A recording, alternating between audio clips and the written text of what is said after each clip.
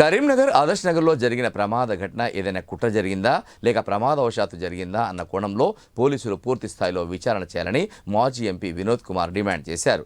Karimnagar mayor Yadagiri Sunil Rao, corporator Vanaja, Ashok రావుతో కలిసి బాధిత కుటుంబ సభ్యులను పరామర్శించారు. గతంలో చాలా మంది వచ్చి స్థలాన్ని ఖాళీ చేయాలని, వారిని ప్రలోభాలకు గురిచేశారని బాధిత కుటుంబాలు వినోద్ కుమార్కు విన్నవించారు.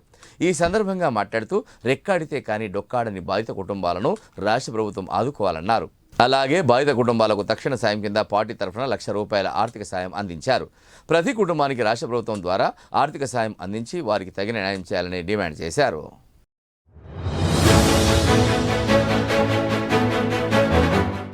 నగర్ ఇంద్రనగర్ డివిజన్ నెంబర్ 42లో మొన్న రాత్రి జరిగినటువంటి ఈ అగ్ని ప్రమాదంలో పేద వర్గాలు వీళ్ళంతా కూడా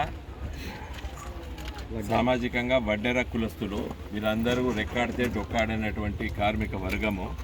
వీళ్ళు దాదాపు 20 ఏళ్ళ చలి, దాదాపు 30 ఏళ్ళ చలి, దాదాపు వీళ్ళంతా సగం మంది ఇక్కడ పుట్టినోళ్ళు. వీళ్ళంతా ఇక్కడ ఈ గుడిసెలలో పుట్టినోళ్ళు. వీళ్ళంతా వీళ్ళ తండ్రులు వచ్చారు, వీళ్ళు ఇక్కడనే పుట్టినరు.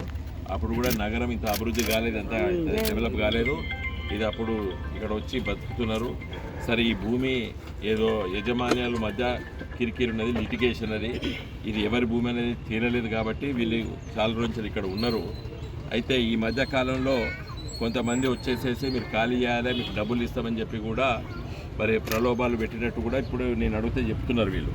కాబట్టి ఆ కోణం నుండి కూడా పోలీస్ ఇన్వెస్టిగేషన్ చేయాలని చెప్పి నేను డిమాండ్ చేస్తున్నాను.